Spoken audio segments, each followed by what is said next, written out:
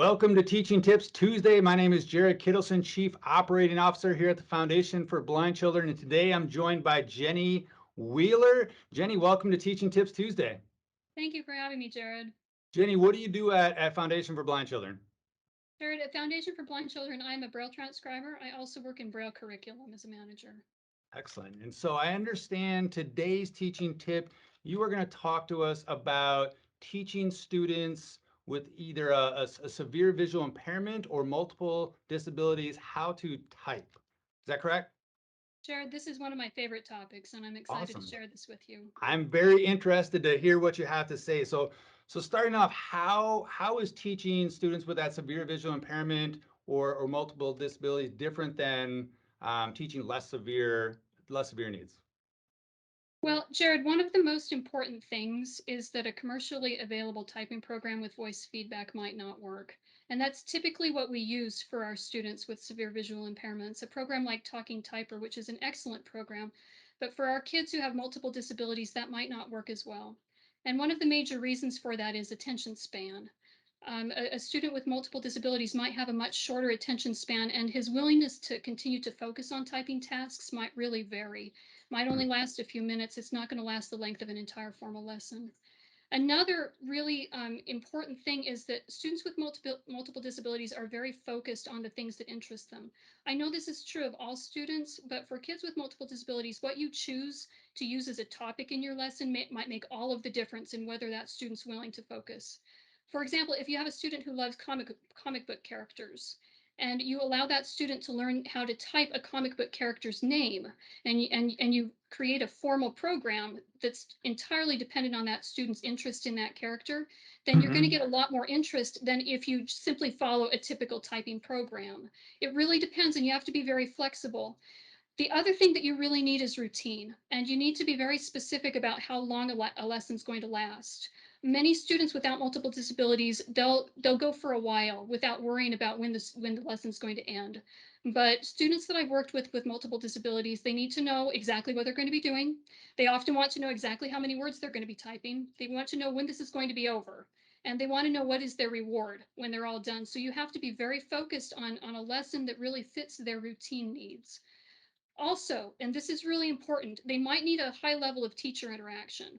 So a student without multiple disabilities might be willing to go through an entire Talking Typer lesson without a whole lot of feedback from you Mhm. because the computer provides the feedback.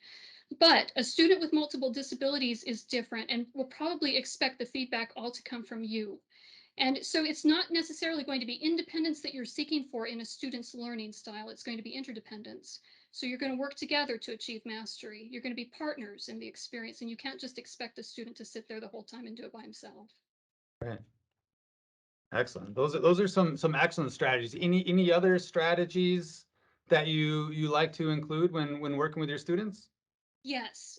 Jared, if it's okay, I would just like to give a brief overview of the Sure. kind of typing program that you could put a student through. Absolutely. These are things that I have found will help a lot. This first thing, I think that many of you will already know this, but it's a good idea to put something like a little sticker or an easily located bump on F and J to help the student find the home row quickly. I've not really found that putting stickers on other letters helps, but every student's different, so you can experiment a bit. And some of them do very well without the little physical markers that you might Hmm. create. They do just fine because F and J already come with commercially available bumps. So, you can try minimal to start with and then add a little bit if that helps. Also, the first few times that you work with your student on finding the keys on the home row, you can help him to physically settle his fingers there, but use as little intervention as possible. Just one finger, just hooked around another finger, just to move the hand gently will help. And try not to pick up the student's whole hand and move it around, because the student won't develop a sense of orientation if he becomes dependent on you helping him find the keys all the time. Then after the first few times, try only to give verbal directions. This is really hard. I'm very physical with my hands. I tend to gesture a lot, and Yeah. I want to help more sometimes than I should. And so sometimes I just have to sit on my hands and make myself talk and just give very specific directions. Move to the left, move up, move down. And the student will pick up on those very quickly. Try to use only verbal directions after the first few times. You need to start with finger isolation. And what that means is that each finger should be able to move all by itself. So Mhm. one finger hits each key, and the student might take a little while to learn that, especially if there's some orthopedic impairments. But do something systematic with it. And if the student has a favorite letter that's on the home row, then do something special each time the student gets to that letter. Like you can say, there's our favorite letter again, Yeah. waiting so patiently for its turn. And students love having the keys made into little characters. They love to talk about the little keys as if they're their friends. So be creative, because your student Yeah. will love that, and you'll be surprised at how much they'll respond to it. When you go to choose a typing program for formal instruction, which I think is a good idea, then pick something that's kind of fun. One that I really love is Dance Mat Typing, which you can find by doing a search online. It's a good typing program that has a lot of fun interactive elements. But also, the other thing that I like about it is it's very systematic. It starts with a home row, and then it goes through each group of letters after that. And so it's very helpful.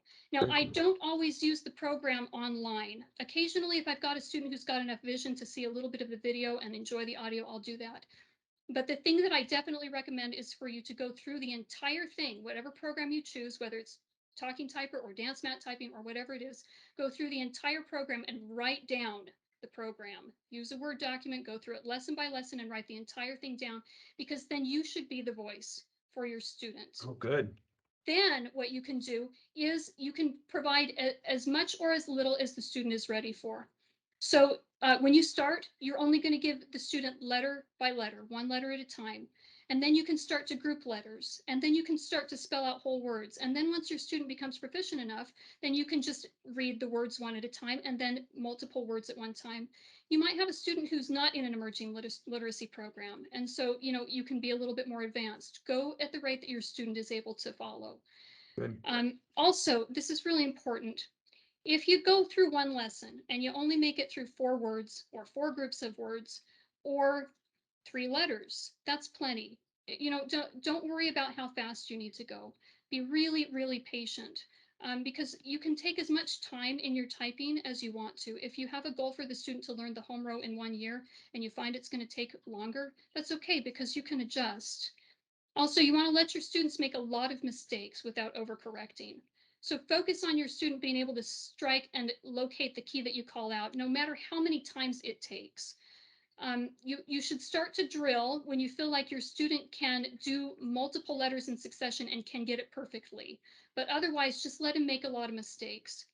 The one thing you should correct consistently is finger placement. Do not let your student wander around the keyboard, Good. because they need to develop pretty quickly a sense of exactly where the keys are and just return to them every time.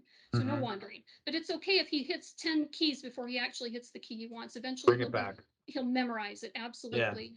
Good. One other thing is, if your student wants to learn a letter that's not in the immediate letter group or the near future schedule, then take a little bit of time to teach that letter.